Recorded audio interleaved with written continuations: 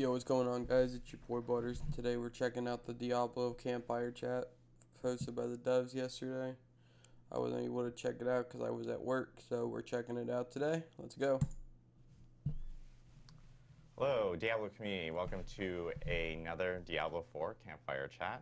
My name is Adam Fletcher. I am the Associate Director of Community here for Diablo. I'm joined here by Joe Shelley, Game Director of Diablo 4, and Mr. Joe Pipora, the Associate Game Director for Diablo 4. We have a lot to talk about today.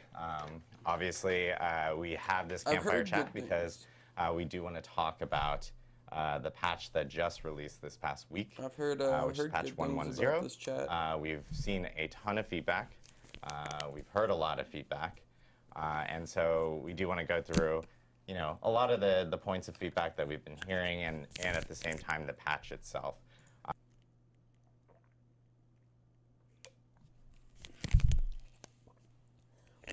Yeah, I mean, there's a couple things that are kind of shitty right now. We got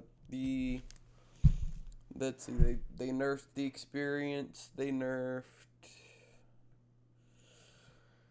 player damage with most abilities. Sorcerer sucks, Barbarian sucks. Druid and Rogue are the two best classes for Season 1. I myself picked Druid, so. The biggest thing that, to kind of like kick us off here, I think we want to, obviously acknowledge everyone's feedback in regards to reducing player power. We know it is bad. We know it is not fun. And it's something that, we ourselves know that. No, it's not fun because when people play a game like Diablo, they want this power fantasy. They want to run through shit. They want to build their character up and just blast through shit. Like, it's fun. It's exhilarating to destroy your enemies with your abilities. And when you nerf power fantasy, it hurts the game, especially with a game like Diablo 4. It's not the greatest play experience for players out there. Correct. We do want to explain why we ended up doing it within the actual patch. And then, of course, we also want to talk about like what we were trying to achieve specifically with this patch and with the changes that players ended up seeing. And then separately, we do want to also talk about how we don't plan on doing a patch like this ever again. We have most definitely heard the feedback from the players on that front. And we do want to talk a little bit about, our philosophy, our own internal statements that we're setting for ourselves for future updates for the game itself. And then, of course, we do want to also talk about how we can talk better and communicate with the community better in regards to patches and updates coming to the game. Well, they've got a place in the meta experience. And that kind of goes to some of the changes we made in 1.1. Now, Adam already called out that we've heard the feedback with regard to the patch, and we know that reducing player power is never a good experience in general. And I want to talk through sort of some of the things that brought us to where we are today in terms of decisions we were making and why. So, a few of the really big changes that were made as part of 1.1. First, really, I guess, to cooldown reduction. We changed the amount of CDR that players can get as part of in the affix ranges and items that are rolling for them as they're going through the experience. CDR is one of the, if not the most powerful stat in many ways in Diablo 4. And the reason for it is obvious. When you're able to get CDR to a certain point, when using certain class mechanisms, you're able to get effectively like instantaneous like active skills. Infinite skills. That can give you like unlimited resource, can give you unlimited movement speed, give you unlimited damage resist, and it begins to dwarf the effectiveness of other options when you can start trying to take these things into account. Now, we know that blasting through content with those things is really fun, so it feels really, really painful to have to take some of those things away. And we certainly don't relish the idea. that was the original thinking for these sorts of bits. One of the reasons why we think that these builds are very prevalent at the moment is based upon like the nature of some of the endgame content we have in Diablo 4. In particular, thinking about Nightmare Dungeons, especially. The reality is that Nightmare Dungeons are dramatically overtuned from where they actually need to be, based upon the place they fill in the role they fill in the game itself. So tier 100 Nightmare Dungeons are excruciatingly difficult for most players to, most classes to be able to actually get through. And the point of Nightmare Dungeons should be like loot. Good loot. I mean, when you're doing Nightmare Dungeons, that by the time you start doing Nightmare Dungeons, that's the beginning of the end game. Right? Like, that's you entering the end game of Diablo. Give me loot to use. Give me good loot. The fact is that when you do Nightmare Dungeons, you run it, and then it doesn't give you shit. And if it does give you loot, it's shit. Like, most of the time, the loot that you pick up is garbage. as a result, it begins to kind of winnow the opportunities and options that players have when they begin to engage with content at that tier. Such that you really do you need to lean on very, very specific builds, very specific setups, with access to things like near instantaneous cooldowns for some skills, in an effort to actually make it through those spaces. And that was never really the intent of that content. And we see that, right? Players are using Nightmare Dungeons as ways to kind of level up their glyphs, ways for them to gain experience and loot as they're progressing up. It's largely like a level up system that you're progressing with once you get into World Tiers 3 and 4.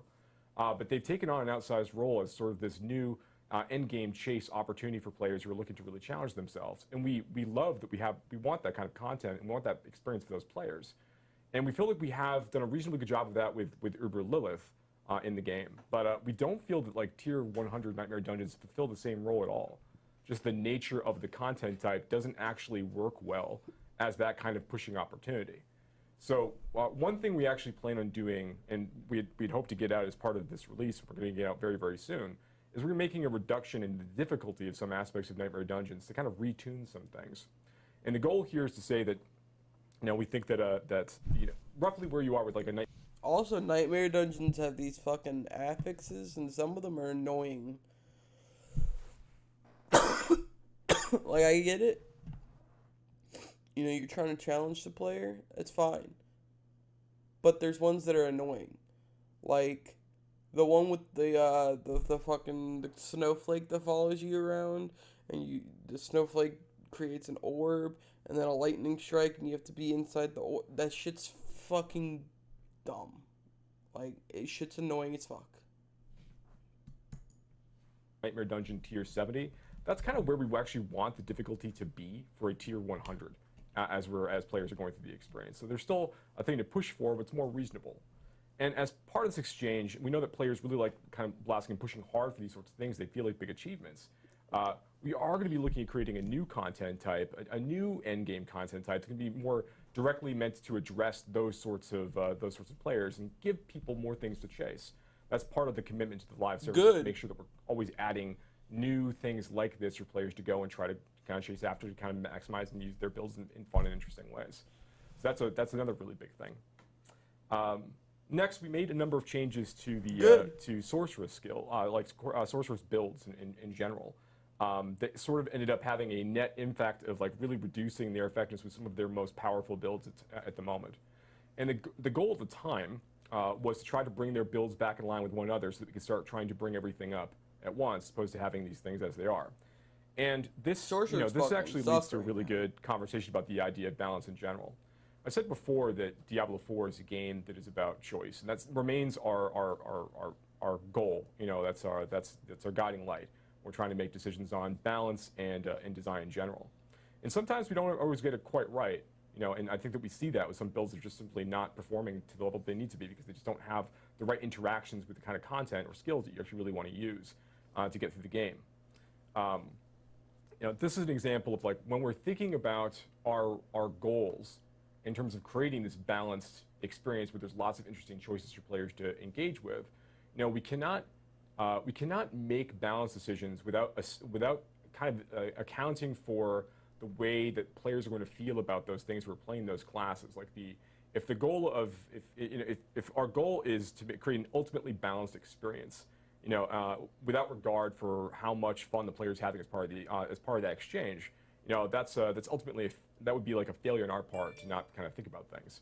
So we have plans that I know that we're going to talk about a little bit later to kind of address this more clearly. But understand that we've heard this, and we have plans in the very near future to address these sorts of things.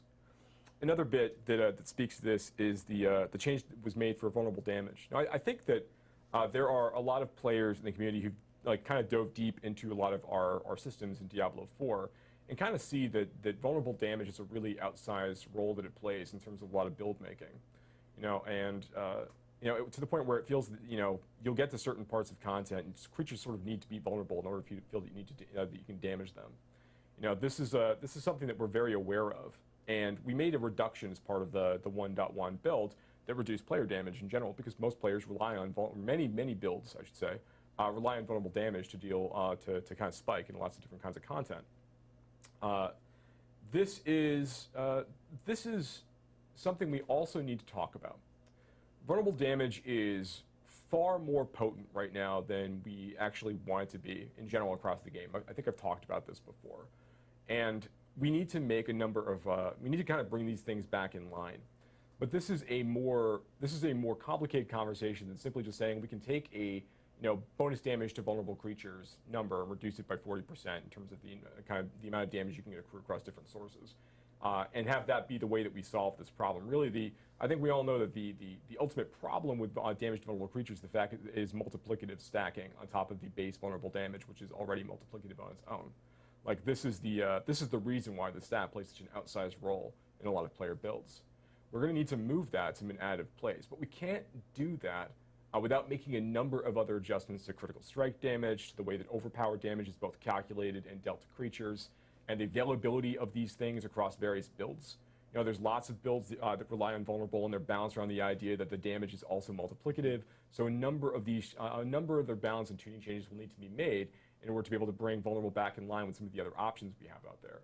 So this is how we're kind of thinking about these things moving forward. We want to start trying to be a little more inclusive of all of these decisions when we begin considering which of these balance adjustments we want to make, rather than being in this iterative place where we're making small adjustments to a number of different things along the way with an end goal in mind of where we actually eventually want to be. We want to be trying to consider what the experience is going to be like from moment to moment, rather from update to update and release to release, to get things in a better spot. So while we do believe that... And like...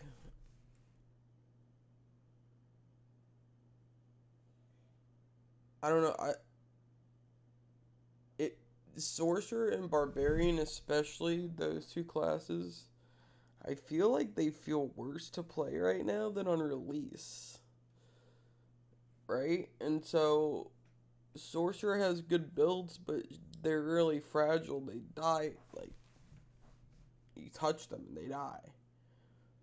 And Barbarians, they don't put out enough damage to even keep up with the other classes. It's fucking crazy, bro. And so, like, me and my three of my friends and myself, without even planning it, all created druids this season. Like, we're all druids. That's fucking nuts. That, having our season roll gives us the opportunity to kind of reset our meta and change a lot of things. That obviously has an impact on internal players, the way that they kind of perceive the characters they're still playing in that space. And it can be disruptive for players who found a particular playstyle that they're really excited about. So so I know that, Joe, you're going to talk about some of these things in a minute, so this is an awkward handoff, but I just want to make it right. It's a very awkward handoff. Okay. I'm sorry. But I want people to understand that we do hear the things that they're saying. We do plan on making changes in the near future, and just kind of thinking philosophically about how we want to address these things moving forward. And with that, I guess, Joe, would you like to chat about your thinking? Yeah, so I think it's a great point, a great lead in here. We want, as Adam mentioned, we want to talk about. We kind of talked a little bit about how we got here, We want to talk about what we're going to do about that. I mean, I think one of the really good points you made is like, you know, vulnerable is, for example, vulnerable is like a must-take stat, right? And it would be better if it wasn't a must-take stat. But more of a build option. The game will be better when that's the case. But if along the way to getting to that, the game is less fun, then we're not fulfilling our We're not in a obligation good players, spot. That's right. So I want to talk about our mission statement for the live game. And I think we have Oh, yeah, A wide variety of viable So there builds are discovered, four put parts together, and to this. We're optimized going to start with the across first all part. 5 classes. We That want the should be live it. game to always have a wide variety of viable builds to discover, to put together, to acquire the items for, and to optimize across all 5 of our classes. Second point. New items. Every powers. season should introduce new items season. and powers that keep the game Keep the fresh, game fresh and increase build variety.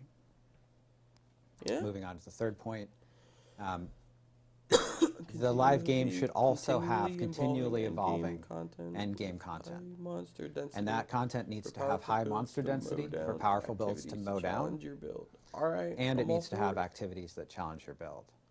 And you know, you were just talking about And how that last line. while Nightmare Dungeons, that last line pretty much I'll get to the fourth point in a sums second. up everything else. on While the Nightmare screen, Dungeons which is all good shit.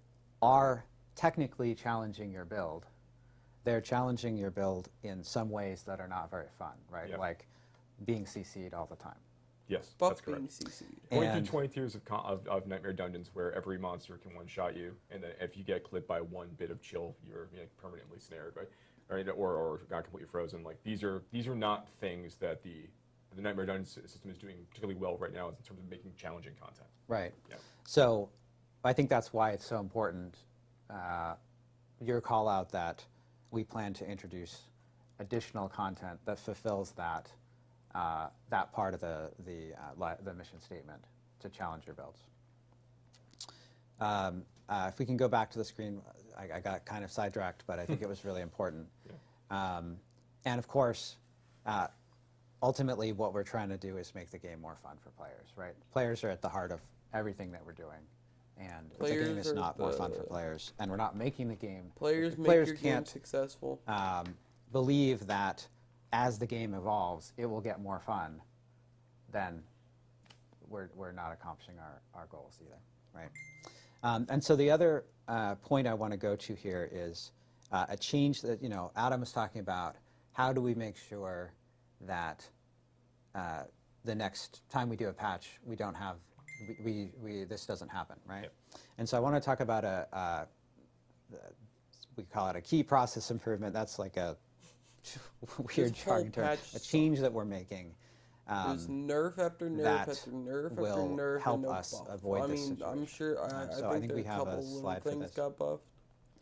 When we make, and this goes again, We're this is making changes to this increase is build right diversity. along what you were saying here. Let some We make builds changes be to increase overpowered build until we diversity. have Our goal, provided compelling going back to the alternatives. mission statement, is we want to have a wide variety of viable builds, right? So when we make changes that have the ultimate aim of increasing build diversity, we need to pair those changes with compelling alternatives. And that means that there are some builds that'll be overpowered, and we can't nerf those overpowered builds without providing compelling alternatives for players to pursue. That's right. It means that things like when we identify that there are a few individual like meta builds or stats that are like really powerful within preseason or within a season, that until we have created those other options and redesigned things around the nature of these and made sure that we've lifted up other options and brought everything in line, we're not going to move on those changes. There's going to be always situations where there are extraordinary outliers, that we're going to want. They're usually relying on like actual bugs that we need to address. But when it comes to like trying to bring things back in line with one another, we want to be able to make sure that we're doing those. When we make those decisions, we have a bevy of other options and alternatives available for players to engage with at the same time. So if players see us taking like a toy away, that we're giving lots of other toys or lifting up other toys, to make them more viable as part of the exchange. Yeah, and that those toys are equally exciting. Yes. So let's go to the second point Give of me this all here. the toys. When we make These changes meta like changes this, will it's occur at important for us to make predictable them at times, predictable times. like And the Adam's start going of to talk a little season. bit more Okay, about cool. our That's communication fine. strategy here in a bit. The start of a Changes season that- is an especially good time for meta changes to happen because there's a big refresh, everyone is rolling new characters, and there's new seasonal content. Right? And changes like that will also appear in Eternal at the same time. And the third point here, as Joe alluded to, there are certain situations. We saw a case where we had a skill that could do 10 to the 37 damage. In cases like that where the damage is literally breaking the game or crashing the servers, we'll still react to those situations. But that doesn't change the first point. Lots of ways to interpret the word break, but and find fun toys that we've made, do crazy things with them, and we need to make sure that we aren't trying to punish players for doing that. Like, because ultimately that's the playground we built. That's like we built a game that's like, go find crazy stuff, and we need to make sure that when players take that invitation, that we're not punishing them for that. That's right. Yeah, and I know when we were talking about at least the Nightmare Dungeon stuff beforehand, and we can go into it in a little bit more detail once we get to the stuff that might be coming down the pipe here. The one thing I think that I wanted to really highlight on was, obviously we did this patch and we made these changes and we brought character power down, like player power down essentially. That in itself was also supposed to be paired with these Nightmare Dungeon changes that where Joe was actually talking about earlier, and it's something that we've learned throughout this process is, as you guys were talking about, that we have ultimate visions for something that is further down the line, and doing that all together at once during those moments, as opposed to doing them over time and whatnot, just leads to a better experience overall for players, and that's something that we most definitely will be doing as we build out future updates and patches and so forth. Of course, a key component to this is how we communicate to players, and there is been a lot of feedback in regards to hey, it would have been great if we knew some of these changes were coming down the pipe, and it's a hefty amount of patch notes. We could have digested this over a few days beforehand or a week beforehand. So one thing we do want to commit to right now is that we do plan on going forward always providing patch notes and communicating these patch notes through streams like this, through Campfire Chats or developer update live streams beforehand, well beforehand, at least a week before the actual update hits. In no matter state, because I know sometimes we're still trying to maybe potentially squeeze in a few different things into. Do want to talk about here really quickly, but one thing that we will commit to right now is that next Friday, so exactly 1 week from now, we'll be back on a live stream, because we'll start with that live stream where we will be talking about our next patch that will be coming to Diablo 4. We'll talk a little bit about some of the details here, but we'll go into more detail next Friday specifically. But we will be back on here to kind of go through the whole entire patch notes with everyone beforehand, so everyone has a better expectation of what they're going to be seeing in the actual update. Okay. That's cool. And they can talk to us through chat, through devs, or through social media, through Reddit, through our forums, etc. beforehand, before the actual patch hits. So we will get times and remind everyone, of course, throughout the week that as of late from this current patch, it's some of the sorcerer and barbarian items and stuff like that, and how we've obviously tuned a lot of classes down, and there's questions of hey, is there any changes in the future for those two? Yeah, we're taking a long look at a lot of the sorceress and barbarian aspects that aren't being utilized very well right now, and trying to lift a lot of those back up.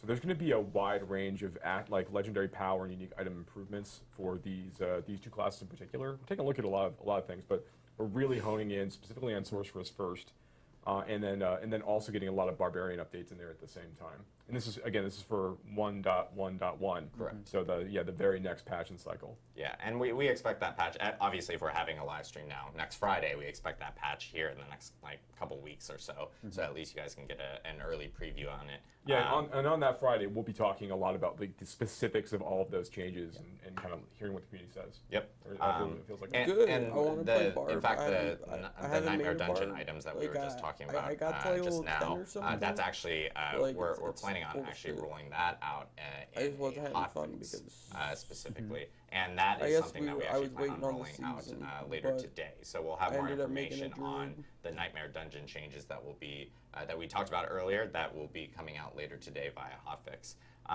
Another big thing that we've talked about in patch notes, because we've toned it down and now we're kind of The Nightmare Dungeon changes across the board for Nightmare Dungeons. All Nightmare Dungeons will get more dense. The Helltide change, there are certain areas of Helltide that are extremely dense, right? Yep. Like the tar pits, Tar for pits. example, is very dense. Areas like that probably won't get more dense. And part of what we've been doing here at the same time in terms of these density changes is making sure that we're making performance improvements, like looking at player skills that are taking a lot of time on the servers, getting those into better performance, so players have better frame rates and stuff, and fewer stalls, and all these kinds of things that make the game more fun to play. And this also helps us increase the number of more monsters, more players, more stuff going on. And we know that the density in Nightmare Dungeons in particular needs to go up, and so we've been working on that to make sure that we can accomplish that. So density in Helltide will go up, not uniformly. Density in Nightmare Dungeons will go up uniformly, and these will be substantial increases. Yep. Which I know players have been talking about constantly. Yeah. Wanting additional density on this. Right, specific. rightly so. And a big topic right now is inventory concerns. We've heard from players. I know we've talked about gems and so forth actually becoming materials in Season 2, which to help out with some inventory concerns specifically. I know you guys have information, at least in regards to stash. Still don't know why we have and to what wait might till be Season coming in 2 for 1.1.1. that. Yes. This has been like an ongoing conversation every week inside the dev team of like, do we feel that we're ready to do this yet? Do we feel that we're ready to do this yet? Like the density conversation and the Yeah. stash tab conversation. Changes that occur within the patch that may change, whether it's the meta or the balance of specific things. There's been questions related to respecs and how that has been pretty expensive on people's their own personal economies with gold and so forth. I know we have respec changes that are also coming with the game itself.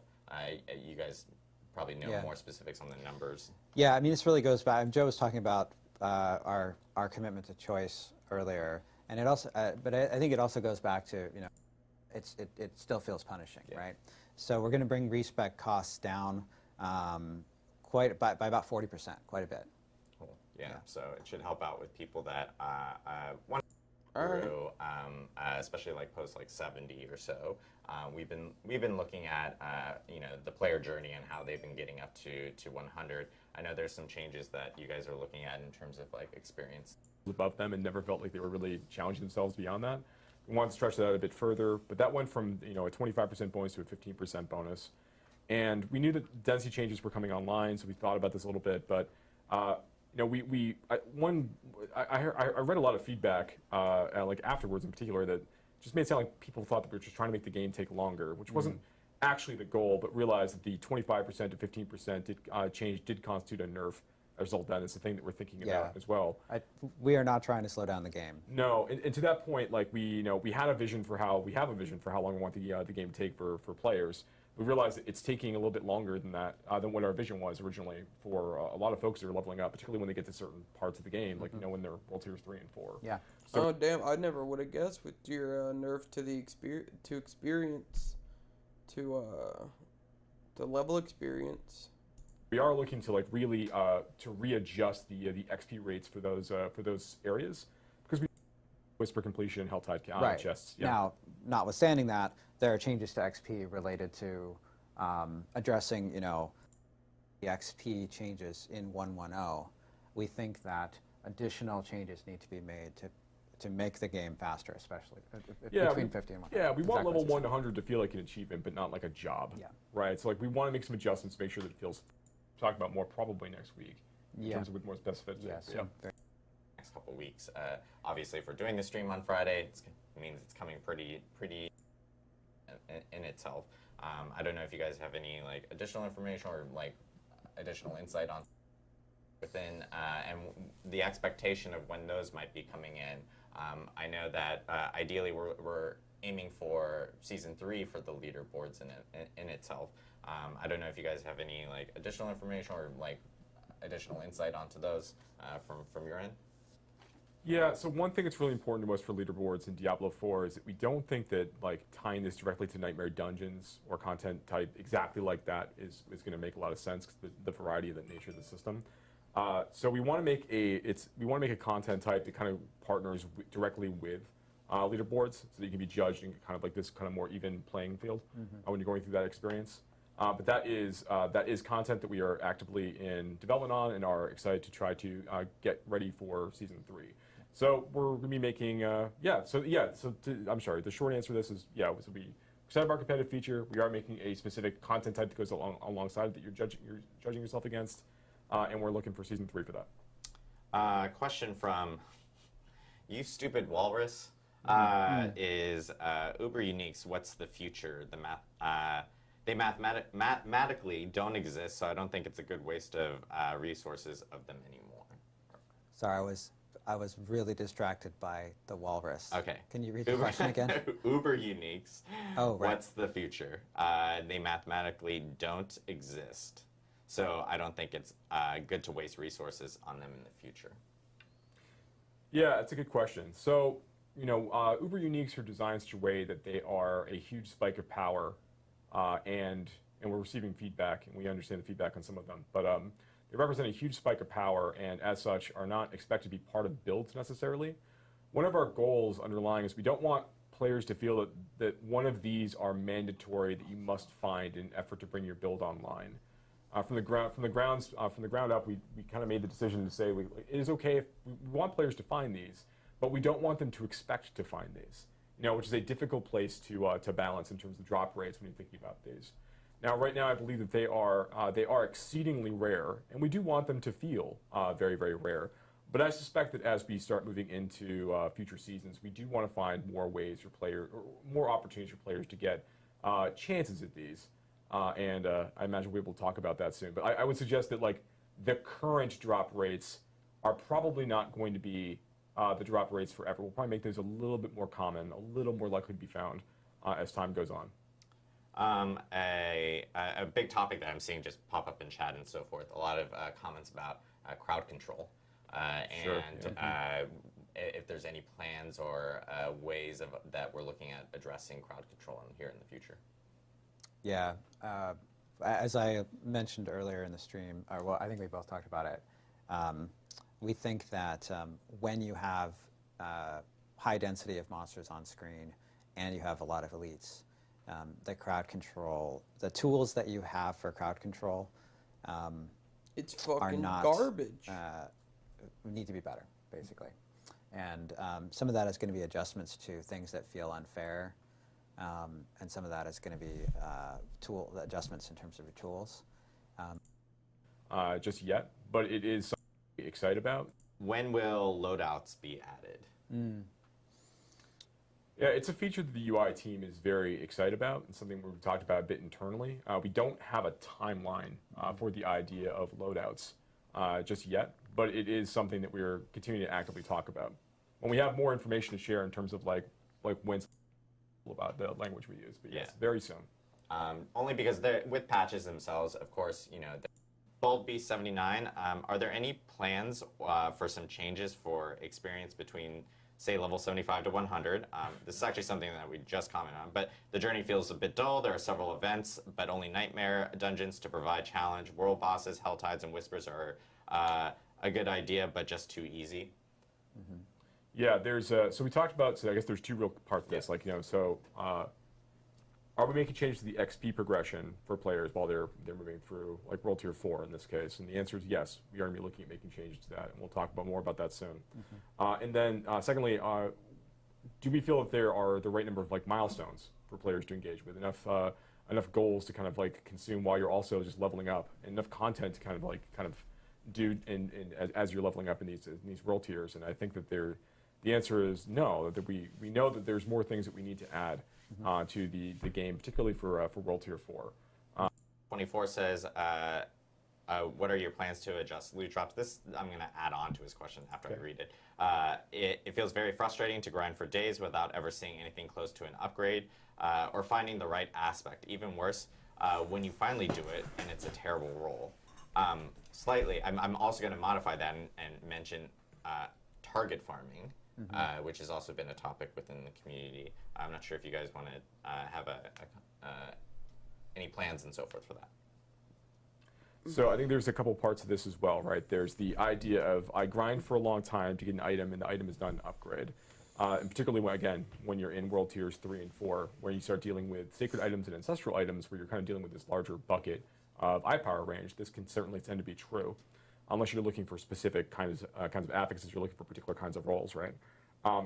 So there's a couple things. One, we know we want to try to reduce the difficulty of kind of comparing and looking at a number of different items all at once and trying to get a better sense of that. These are things the UI team is very passionate about, and conversations are ongoing in terms of how we want to achieve that.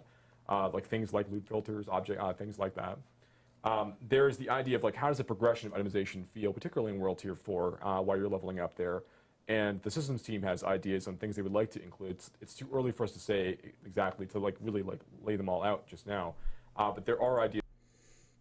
So, big W for Blizzard, right? Because they're fixing a lot of the problems, or they seem to be, I don't want to say fixing. We can't say anything until we see the final product, right? We see what they do, what they introduce, how they intend to resolve the issue. And so I think this stream for Blizzard was a big W. That I'm excited for the new endgame type. That'll be fun. I'm excited for the gem tab to go into the materials so that my inventory space isn't always bullshit.